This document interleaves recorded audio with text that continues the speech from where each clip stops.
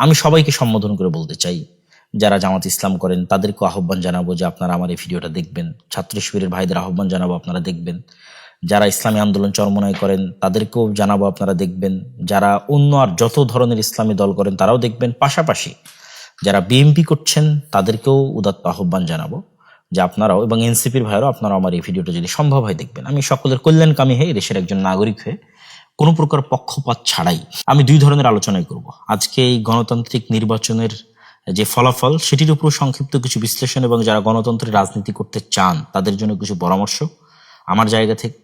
পাশাপাশি যারা মনে করেন যে না, এই গণতান্ত্রিক যে ব্যবস্থা, এই ব্যবস্থার মাধ্যমে আসলে বিজয় সম্ভব নয়, তাদের জন্য কিছু পরামর্শ আমি দিব। তো প্রথমত আমরা একটু বিশ্লেষণ করি। গণতন্ত্রের যারা রাজনীতি করেন, বিশেষ করে বাংলাদেশ বা পাকিস্তান বা ভারতে দীর্ঘদিন থেকে জামাত ইসলামী সবচেয়ে পুরাতন দল হিসেবে গণতন্ত্রের রাজনীতি করে আসতেছে।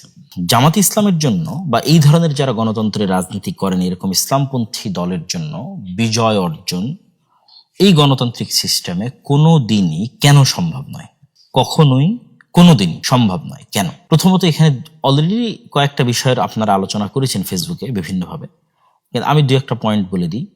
তো আপনি বলবেন যে না, আপনারা শুধু হতাশার কথাই বলেন, তাহলে কাজের কথাও বলবো। শুধু হতাশার কথা বলবো যে গণতন্ত্র হারাম শিরক, এই বলে আপনাকে নিরাশ করে দেবো সেটি নয়। যারা গণতন্ত্রের রাজনীতি করতে চান তাদের জন্য পরামর্শ বা কাজের কথা থাকবে ইনশাল্লাহ। নির্বাচনের প্রেক্ষাপটে দেখেন যে বিএনপির সাথে জোট করেছিল একদল আলেম, আবার জামাতের সাথেও কিন্তু জোট করেছিল একদল আলেম। জামাতের সাথে ছাত্ররা জোট করেছে এনসিপি। কিন্তু দুঃখজনক হলেও সত্য, দেখেন যে বিএনপির সাথে যে সমস্ত আলেম ওলামা জোট করেছিল তারাও সেভাবে কেউ জয়লাভ করে আসতে পারেনি, এবং জামাতের সাথেও যারা জোট করেছিল তাদের মধ্যে আলেম হিসেবে সবচেয়ে পরিচিত মুখ ছিল মামুনুল হক সাহেবের, তিনিও সেভাবে জয়লাভ করে আসতে পারেননি।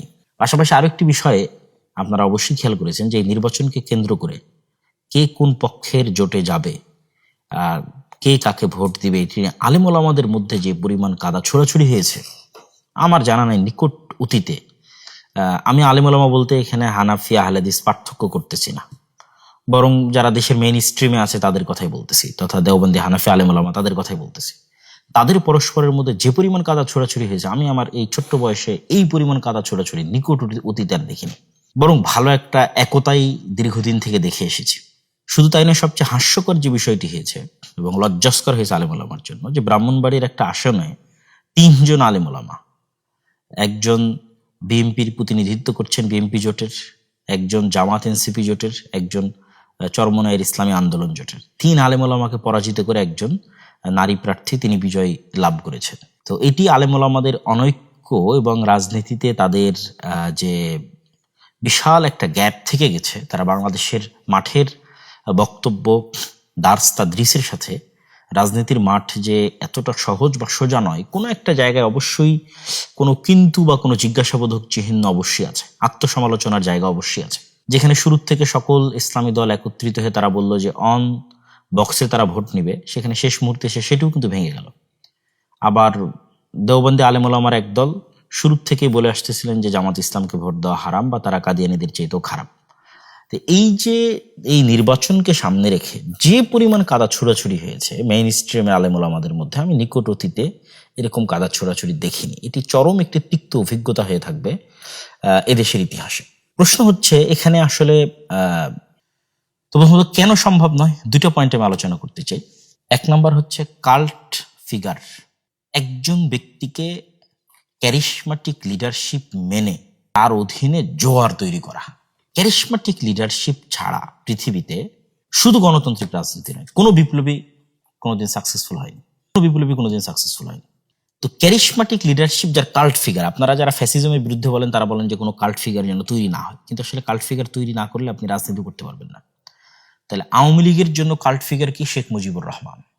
তাকে অবিসংবাদিত নেতা বানিয়ে, তাকে মর্যাদার সর্বোচ্চ পর্যায়ে পৌঁছিয়ে, তার আদর্শে আদর্শিত হওয়ার প্রেরণা জাগরিত করে তার নামে রাজনীতি করা, একটা নির্দিষ্ট কাল্ট ফিগারের তৈরি করে তার অধীনে রাজনীতি করা। যারা বিএনপি রাজনীতি করে তাদের জন্য কাল্ট ফিগার শুধু একটা নয়, 2টা, প্রেসিডেন্ট জিয়াউর রহমান মরহুম প্রেসিডেন্ট এবং বেগম খালেদা জিয়া। আমরা আল্লাহ সুবহানাহু ওয়া তাআলার নিকটে দোয়া করি আমাদের অতীতে চলে যাওয়া যারা রাজনীতিবিদ ছিলেন তাদের সকলের কোনো অকল্যাণ থাকলে আল্লাহ সেটি ক্ষমা করুক এবং তাদেরকে জান্নাতবাসী করুক, তাদের বিষয়ে আমরা কল্যাণের ধারণা রাখি। তো তাদের 2টা কাল্ট ফিগার, ফলত এই দুইটাকে তাকদিস করার মাধ্যমে তারা তাদের রাজনীতি পরিচালনা করে। এই জায়গায় অন্য ইসলামী দলের তো সমস্যা আছে। জামাত ইসলামের সবচেয়ে বড় সমস্যা হচ্ছে জামাত ইসলামের যে কাঠামো, এই কাঠামোতে কখনোই কাল্ট ফিগার তৈরি হওয়া সম্ভব নয়। কেন এখানে ক্যাডার ভিত্তিক যোগ্যতার ভিত্তিতে এখানে রাজনীতি হয়। কারো কেউ খুব ভালো এই জন্য তার ছেলে রাজনীতিতে আসবে, এরকম কোনো ব্যবস্থাপনা এখানে নাই। এটা একটা ভালো দিক, কিন্তু কাল্ট ফিগার তৈরি না হলে গণতান্ত্রিক রাজনীতিতে আপনি সাকসেসফুল হতে পারবেন না। একজন ক্যারিশমাটিক লিডার লাগবে। যেমন এখন এনসিপির যারা রাজনীতি করতেছে তাদের মধ্যেও কিন্তু এখন পর্যন্ত কোনো একজন ক্যারিশমেটিক লিডার তৈরি হয়ে ওঠেনি যে সেই একজনের অধীনে সারা দেশের মানুষ একত্রিত হবে। আপনি যে কোনো বিপ্লব পৃথিবীতে দেখেন, পাকিস্তানের ইমরান খানের দিকে দেখেন অথবা ইরানের আয়াতুল্লাহ আল খামেনির দিকে দেখেন, যেখানেই দেখেন সেখানে একজনকে সবচেয়ে মহান এবং বড় করে তুলে ধরা হয় এবং তার পিছনে মানুষ একত্রিত হয়। এই জুলাইয়ের যে যেটিকে আপনারা গণ অভ্যুত্থান বলতেছেন, এটি বিপ্লবে পরিণত না হওয়ার সবচেয়ে বড় আরেকটি কারণ হচ্ছে এই জুলাই একক কোনো নেতা ছিল না। যদি একক নেতা থাকতো এবং একক আদর্শে আদর্শিত বিশাল কর্মী বাহিনী থাকতো, তাহলে ওইটা কিন্তু অভ্যুত্থান না হয়ে বিপ্লবে পরিণত হয়ে যেত এবং আজকে কিন্তু আপনাকে আবার নির্বাচন দেওয়া লাগতো না। যেমন আহমদ আশ-শারা কি নির্বাচন দিচ্ছে, আর অন্তর্বর্তীকালীন সরকারি 5 বছর 6 বছর দেশ পরিচালনা করতেছে। এখানে একক নেতৃত্বের অধীনে সবাই একত্রিত হয়েছে এবং তার প্রতি আস্থা রেখে, ঠিক আছে, তার অধীনে তার আদর্শে আদর্শিত হয়ে একদল কর্মী বাহিনী তৈরি হয়েছে। তাহলে যারা ইসলামের নামে রাজনীতি করতেছেন তাদের তো কোনো কাল্ট ফিগার নাই, আবার তারা শত মত আর দলে বিভক্ত, কত ফতোয়া তার হিসাব নাই। এর কাছে ও বিভ্রান্ত, ওর কাছে ও ভ্রান্ত, ওর কাছে ও বেদাতি, ওর কাছে ও শিরক। এগুলোর মধ্যে অবশ্যই কিছু সত্যতা কিছু থাকবে না তা নয়, কিন্তু আমি সরাসরি আজকের আলোচনা কিন্তু আমি সরাসরি আপনাদের যে একজন ইসলামিক স্কলার সেই হিসেবে কিন্তু আলোচনা করতেছি না। আজকে বিশ্লেষণ করছি জাস্ট একজন গণতন্ত্রের রাজনীতির একজন কোর দেশের নাগরিক হিসেবে একটা বিশ্লেষণ করতেছি। দ্বিতীয় যেটি বড় বাধা যারা ইসলামের নামে রাজনীতি করছেন, তো ইসলামের নামে রাজনীতি করার প্রথম বাধা কি বললাম, যে আপনাদের কোনো কাল্ট ফিগার তৈরি হওয়া সম্ভব নয়, ঠিক আছে। জামাত ইসলামের নিজের ফ্রেমের কেন সম্ভব নয়, আর ইসলামী দলগুলো সব বিভিন্ন মাযহাব মতবাদ আদর্শে একজনের কাছে আরেকজন কাফের, আরেকজনের কাছে আরেকজন শিরক মুশরিক। ফলত এখানে কেউ একক নেতৃত্বের অধীনে এসে একত্রিত হবে সেটার কোনো পসিবিলিটি নাই বললেই চলে। আর ওই পসিবিলিটি যদি না থাকে কোনোদিন আপনি ক্ষমতায় যেতে পারবেন না। এটা just full stop, note down করে রাখবেন যারাই আপনার ইসলামের নামে রাজনীতি করতেছেন, গণতান্ত্রিক করেন অগণতান্ত্রিক করেন। 2 নাম্বার ডিপ স্টেট, যেটা আপনারা খুব ভালোভাবে এই 2026-এর ইলেকশনের পরে দেখলেন যে কারচুপি এবং ইঞ্জিনিয়ারিং এর মধ্যে যে ডিফারেন্স, যে পার্থক্যটা, যে কারচুপি মানে দিনের বেলা গিয়ে ভোট কেন্দ্র দখল করা, ঠিক আছে, ভোট কেন্দ্র দখল করে জাল ব্যালট বাক্স ভরা, এটা হয়নি। কিন্তু ইঞ্জিনিয়ারিং, ফলাফল ঘোষণা ইঞ্জিনিয়ারিং। তো ডিপ স্টেট যে শুধু ফলাফল ঘোষণা ইঞ্জিনিয়ারিং করবে বিষয়টি কিন্তু সেরকম নয়। ডিপ স্টেট আরো বহু ক্ষেত্রে তাদের প্রভাব থাকে। ডিপ স্টেট মানে ছায়া রাষ্ট্র। ছায়া রাষ্ট্র যদি আপনি আরো ভালোভাবে বুঝতে চান তাহলে বুঝতে পারবেন যে ডক্টর ইউনূস কেন সাকসেসফুলি কাজ করতে পারেনি। কেন বাংলাদেশের যে ডিপ স্টেট, এইটা তাকে সাকসেসফুলি কাজ করতে দেয়নি। প্রতিটা রাষ্ট্রের ডিপ স্টেট থাকে, আমেরিকারও ডিপ স্টেট আছে। তো ওই ডিপ স্টেটের সক্ষতা শুধু জনসমর্থন দিয়ে হয় না। যেটা আমি বহুবার বলেছি যে আপনাদের 16 কোটি মানুষের ভোটের মূল্য প্রথম আলোর কাছে একটা খড়ের টুকরাও নয়। এই কথাটা আপনারা আমার বহু বক্তব্য শুনেছেন। কেন বলেছি এটা? কেন প্রথম আলো হচ্ছে ডিপ স্টেটের পার্ট, ঠিক আছে। তো এই জিনিসটা আপনাকে বুঝতে হবে যে ডিপ স্টেট মানে আপনারা সব 16 কোটি মানুষ ভোট দিয়ে দিলেন আর ডিপ স্টেট পরিবর্তন হয়ে গেল, এটা কিন্তু না। ডিপ স্টেট মানে বহু বাইরের এমবেসি, তাদের সাথে যোগাযোগ, দেশের মধ্যেকার অসংখ্য প্রতিষ্ঠান যেমন আর্মি, সেনাবাহিনী, ঠিক আছে, এস্টাবলিশমেন্টের মধ্যে যারা আছে, বড় বড় ব্যবসায়ী, এর মধ্যে মাফিয়ারাও থাকে, ঠিক আছে। এক কথা স্থায়ীভাবে যারা দেশের স্টেক হোল্ডার, বড় বড় শক্তিশালী প্রতিষ্ঠান, মিডিয়া হতে পারে, তো তাদের যতক্ষণ আপনি আস্থা অর্জন না করতে পারবেন বহির্বিশ্বের সেনাবাহিনীর, দেশের অভ্যন্তরের শক্তিশালী প্রতিষ্ঠানের, ততক্ষণ 16 কোটি মানুষ ভোট দিলেও আপনি ক্ষমতায় আসতে পারবেন না। এটা গণতন্ত্রের নিয়ম, গণতন্ত্রের একটা সিস্টেম, আপনাকে আসতে দেওয়া হবে না। এই সিস্টেম, এই কাঠামো যতদিন থাকবে ততদিন এটাই ঘটবে। তাহলে আপনাকে আস্থা অর্জন করতে হবে তাদের। তো সেক্ষেত্রে এখন আপনি বলবেন যে ভাই আপনি তো শুধু হতাশ করেন গণতন্ত্রের বিষয়, তাহলে যারা গণতন্ত্রের রাজনীতি করতে চায় তাদের কি কোনো আশার জায়গা নাই? আছে। যারা গণতন্ত্রের রাজনীতি করতে যান তাদের জন্য আজকে আমি নিরেট একদম খালেস অন্তরে একটা পরামর্শ দিই, গণতন্ত্রের রাজনীতি করেন। ইসলামের নামে গণতন্ত্রের রাজনীতি করলে কোনোদিন সাকসেসফুল হতে পারবেন না। ইসলামকে শুধু দাওয়ার জায়গায় রাখেন, শুধু দাওয়াতের জায়গায় রাখেন, এবার রাজনীতি করেন। আপনি বলবেন তাহলে তো আপনি ইসলামকে রাজনীতি থেকে দূরে করে দেন। দূরে করতেছি না। আপনি তো মুসলমান, যারা বিএনপির জয়লাভ করলো তাদের মধ্যে কয়জন হিন্দু আছে? আপনি খুঁজে দেখেন দেখি কয়জন হিন্দু আছে। জামাতের তো একজন হিন্দু ছিল, তাহলে বিএনপির যতজন বিজয় লাভ করলো তাদের 99% মুসলমান। শুধু কি মুসলমান, আমি এমন দু একজনকে চিনি যারা 5 ওয়াক্ত সালাত আদায়কারী, 5 ওয়াক্ত সালাত জামাতের সাথে আদায় করে, অন্য মানে গণতন্ত্র বাদে অন্য আর সকল বিষয়ে সর্বোচ্চ বিশুদ্ধ আকীদা লালন করে। ঠিক আছে, এরকম অসংখ্য জনকে আমি চিনি যারা এই নির্বাচনে যারা জয়লাভ করে এসেছে বিএনপি থেকে। তাহলে আমি কি বলতেছি, আপনি গণতান্ত্রিক রাজনীতি করতে পারবেন, কিন্তু ইসলামের নামে রাজনীতি করে আপনি রাষ্ট্র ক্ষমতায় যেতে পারবেন না। তার 1 নম্বর পয়েন্ট আগে বলেছি, কারণ আপনি কাল্ট ফিগার তৈরি করতে পারবেন না, সকল ইসলামপন্থীকে একত্রিত করতে পারবেন না। 2 নম্বর পয়েন্ট বলেছি, আপনি কখনো ডিপ স্টেটের আস্থা অর্জন করতে পারবেন না। ফলত ইসলামের নামে রাজনীতি করে মানে গণতান্ত্রিক রাজনীতি করে আপনি কখনো ইসলামের নামে ক্ষমতায় যেতে পারবেন না, এটা ফুল স্টপ। তাহলে আপনি তো মুসলমান, আপনি রাজনীতি করতে পারেন, আপনি জাস্ট ইসলামের আদর্শকে নিজের মধ্যে ধারণ করার চেষ্টা করবেন। এই গণতান্ত্রিক সিস্টেমের মধ্যে থেকে যতটুকু রাষ্ট্রের উপকার করা যায়, যতটুকু ন্যায় এবং ইনসাফ প্রতিষ্ঠা করা যায়, ততটুকু প্রতিষ্ঠা করার জন্য চেষ্টা করবেন, সেই রাজনীতি আপনি করবেন। যেমন অনেকেই আওয়ামী লীগের তুলনায় বিএনপিকে ভালো মনে করতেন, যে তারা হয়তো ইসলাম পন্থাকে ধারণ করে তথা একজন মুসলিম এর যে আদর্শ সেটিকে ধারণ করে তারা টুকটাক ধর্মীয় মূল্যবোধকে ধারণ করে তারা রাজনীতি করে। যে রাজনীতি আপনারা এরদোগানের দেখতেছেন, যে রাজনীতি আপনারা ইমরান খানের দেখতেছেন, যে রাজনীতি আপনারা মালয়েশিয়াতে দেখতেছেন, এগুলো পূর্ণাঙ্গ ইসলামী রাজনীতি নয়। তো এগুলোকে আপনি একটাকেও পূর্ণাঙ্গ ইসলামী রাজনীতি বলতে পারবেন না। এগুলো কি রাজনীতি? এগুলো হচ্ছে ইসলামী ভাবধারায় উজ্জীবিত হয়ে একদল মুসলমানের রাজনীতি। যে মুসলমান পূর্ণাঙ্গ মুমিন নয়, সে ফাসেক মুমিন হতে পারে, ঠিক আছে, তার অন্য কোনো ত্রুটি থাকতে পারে, কিন্তু সে সরাসরি ইসলাম বিরোধী বিদ্বেষী কোনো আইন হোক এটা সে চায় না। আপনাকে আরো ক্লিয়ার করি, মুসলিম লীগের রাজনীতি কি ছিল? মুসলিম লীগ আলেম ওলামাদের দল ছিল নাকি? মুসলিম লীগের মিস্টার জিন্নার বিরুদ্ধে যে পরিমাণ আলেম ওলামা ফতোয়া দিয়েছে ওই সময় 46-47 সময়, যে পরিমাণ আলেম ওলামা ফতোয়া দিয়েছে, এই এখনো সে পরিমাণ আলেম ওলামা এই যারা ইসলামপন্থী নামে রাজনীতি করে তাদের নামে ফতোয়া দেয়নি। আপনি খুলে দেখেন, মুসলিম লীগের সব জেনারেল পড়ুয়া সাধারণ মুসলমান ছেলেপেলে ছিল। 2-1 জন আলেম ওলামা পরবর্তীতে যুক্ত হয়েছে। মিস্টার জিন্নার কথা পড়া হবে, মিস্টার জিন্নাও আলেম না, আল্লামা ইকবালও আলেম না, এরা জেনারেল শিক্ষিত পড়ুয়া ছাত্র। এরা কি চাইছে? এরা চাইছে মুসলমানরা যেন স্বাধীন মতো বাস করতে পারে, কিন্তু ইসলামী রাষ্ট্র, পূর্ণাঙ্গ ইসলামী রাষ্ট্র কিন্তু তারা চায়নি, প্রতিষ্ঠিতও কিন্তু তারা করতে পারেনি। তারা কি চাইছে? মুসলমানরা যেন আলাদাভাবে স্বাধীনভাবে বসবাস করতে পারে। তো সেই রাজনীতিতে এখনো আছে, সেই রাজনীতি বাংলাদেশে এখনো আছে। এই যে জামাত ইসলামকে যারা, জামাত ইসলামের যে জোট, এই জোটকে যারা ভোট দিয়েছে, জামাত এনসিপির জোটকে, আপনি নিশ্চিত থাকেন এটা মুসলিম লীগের ভোট ব্যাংক। তথা 1947-এ যারা মুসলমানদের আলাদা দেশের জন্য ভোট দিয়েছিল, এরাই এই 2026-এ এসে বিভক্ত হয়ে কিছু বিএনপিকে ভোট দিয়েছে, কিছু জামাত এনসিপিকে ভোট দিয়েছে। এটা মুসলিম লীগেরই ভোট ব্যাংক। শেখ মুজিবুর রহমান নিজেও কিন্তু মুসলিম লীগ করতেন, তারপর আওয়ামী মুসলিম লীগ। তো আপনাকে মাথায় রাখতে হবে কি, যে আপনি যদি বাংলাদেশে রাজনীতি করতে চান, আপনি ইসলামের নামে রাজনীতি করে, গণতান্ত্রিক ইসলামের নামে গণতান্ত্রিক রাজনীতি করে ক্ষমতায় আসতে পারবেন না। আপনাকে কিসের রাজনীতি করতে হবে? মুসলমানদের রাজনীতি করতে হবে। যে একজন মুসলমান, সে ইসলামের বিরুদ্ধে বিদ্বেষী কোনো কথাবার্তা বলবে না, সেই সিস্টেমকে, গণতন্ত্রের এই কুফরি সিস্টেমকে মেনে নিয়েই এর মধ্যে টুকটাক ভালো মানুষকে নিয়ে আসার জন্য চেষ্টা করবে, সেই রাজনীতি করবে। তা বলবেন তাহলে এই রাজনীতি কারা করবে? দেখেন, আমি যে তত্ত্বের কথা বলতেছি, এই তত্ত্ব যে সঠিক তত্ত্ব তার প্রমাণ ভারতই আছে। ভারতের RSS, শিবসেনা, বাজরাং দল, ঠিক আছে, এরা কিন্তু নিজেরা যেহেতু কট্টর উগ্র হিন্দুত্ববাদী বিশ্বাসী, ফলত তারা জানে যে কট্টর উগ্র হিন্দুত্ববাদ দিয়ে মানুষের ভোট নিয়ে তারা বিজয় অর্জন করে ক্ষমতায় আসতে পারবে না। তখন RSS, শিবসেনা, বাজরাং তারা কি করেছে?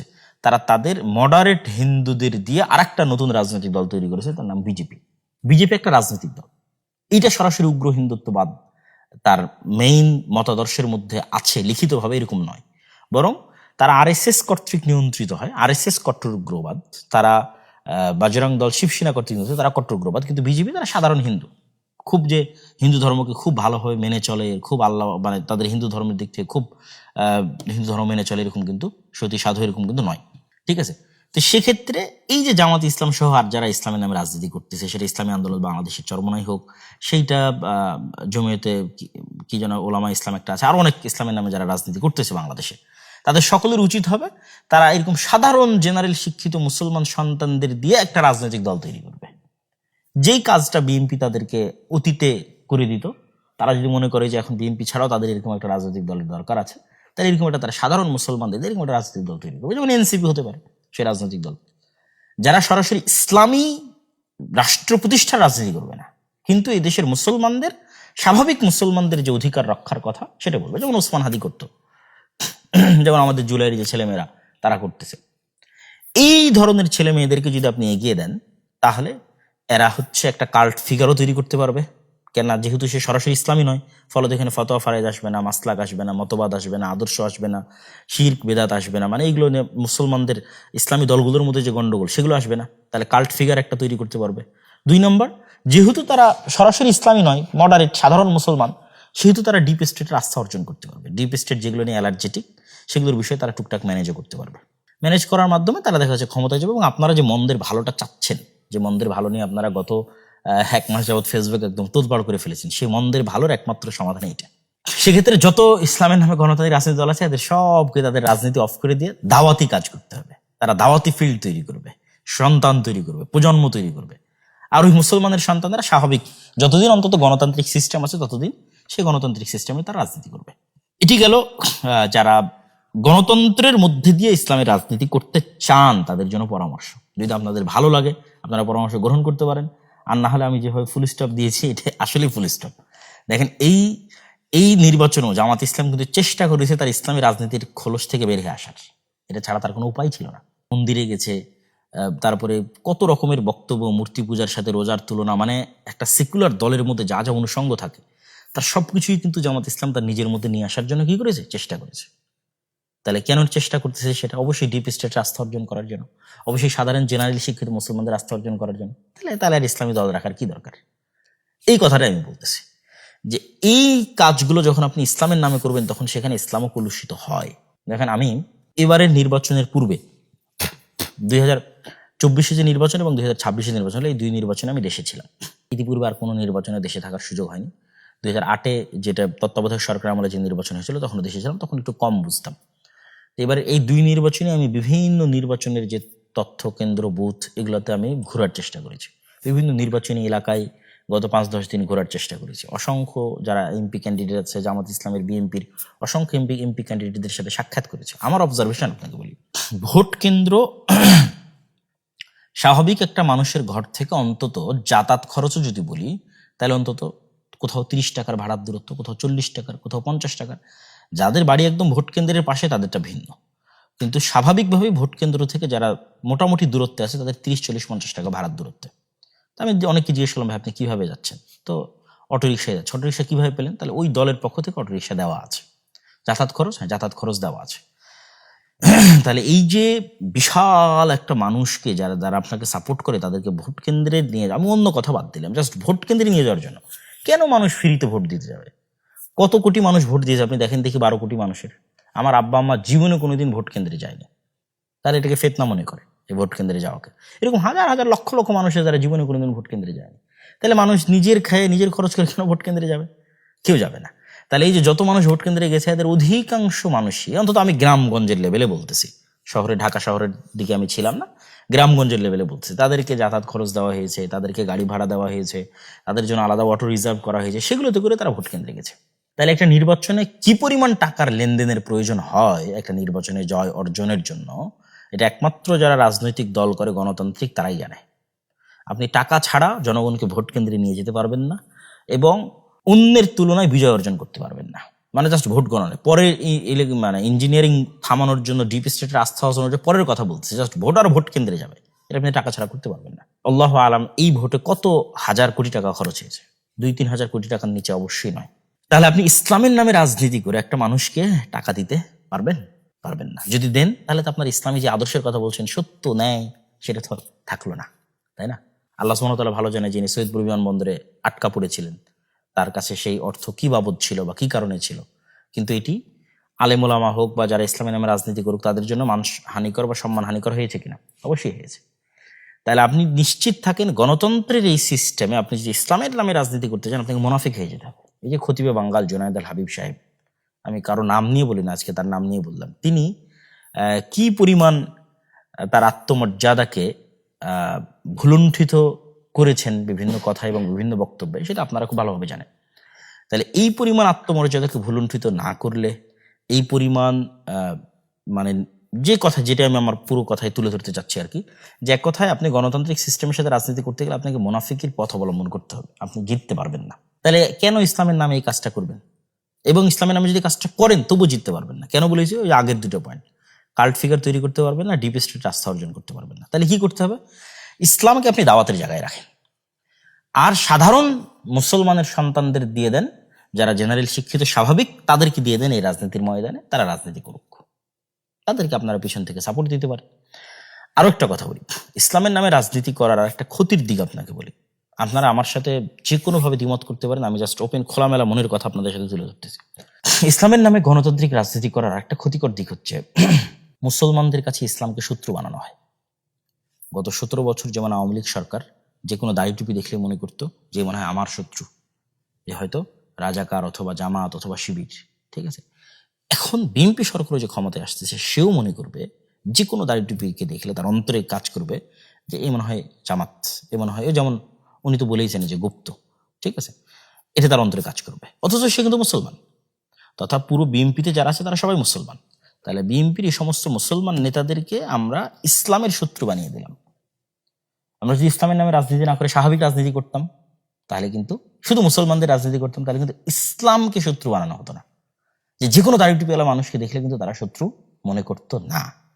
আমরা যদি দাওয়াতের মাঠে থাকতাম এবং সাপোর্ট দিতাম, এরকম কোন একটা দল তৈরি করে দিতাম, যেমন আমি উদাহরণ দিয়েছি বিজেপি এবং RSS এর, যেমন আমি উদাহরণ দিয়েছি যে এখনকার ইসলামী রাজনৈতিক দলগুলো পারে এনসিপিকে সামনের দিকে এগিয়ে দিতে, যে বাবা তোমরাই রাজনীতি করো, আমরা দাওয়াত দিয়ে ফিল্ড তৈরি করে দেবো, তোমাদেরকে সকল প্রকার সাপোর্ট দেবো, রাজনীতি তোমরা করো।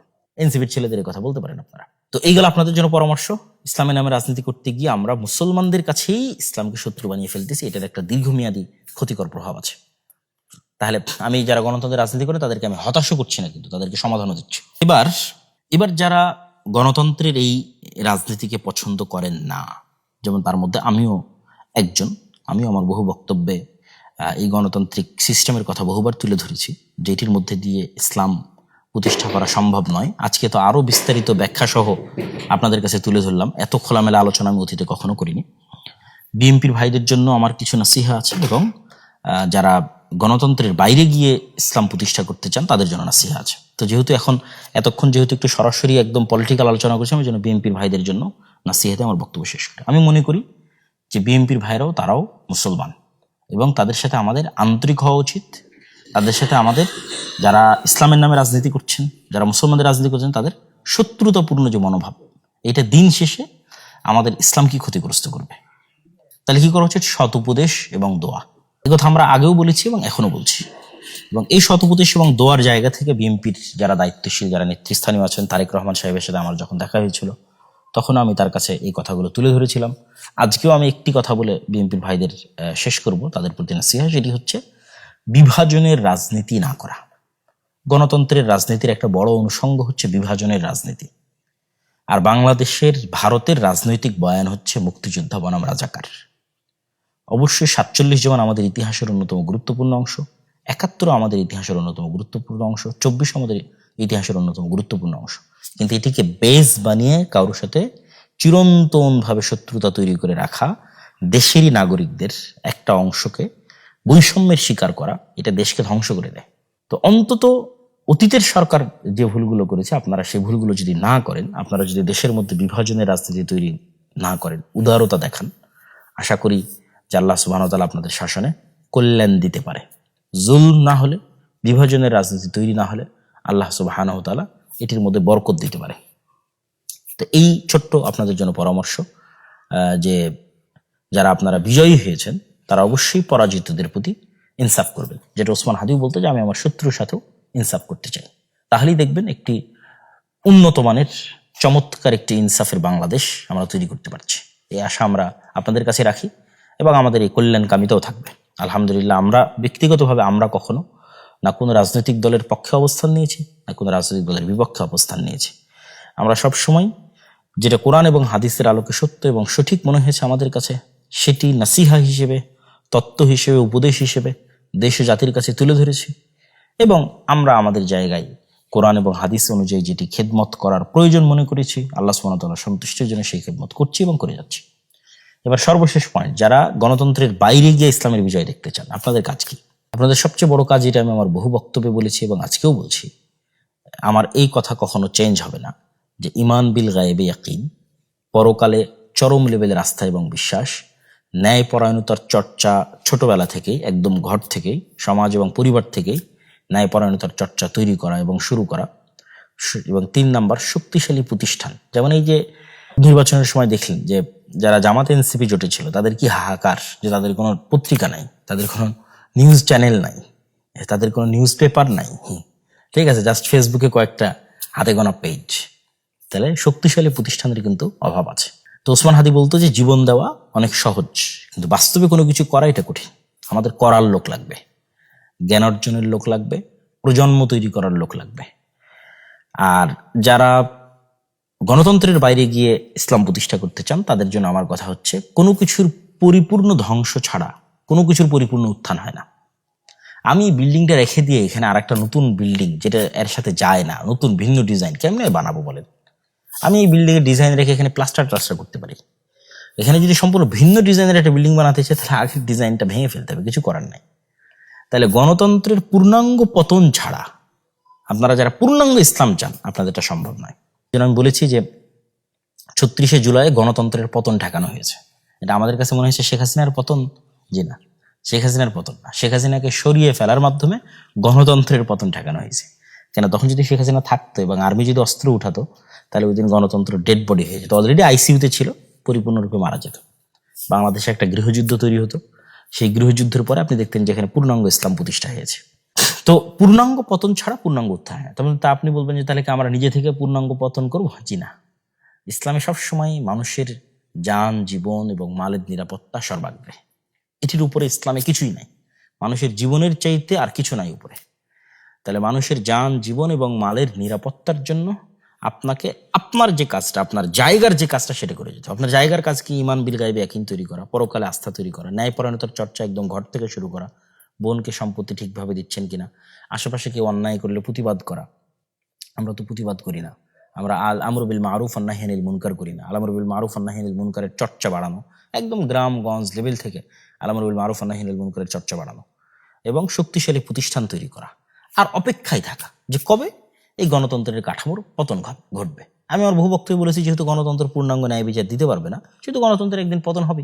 এটা আপনাকে পতন করতে হবে না, এটা বাই ডিফল্ট, বাই নেচার পতন হবে। কেননা সে ইনসাফ দিতে পারবে না, তার কাঠামোর মধ্যে নাই যে সে ইনসাফ দেবে।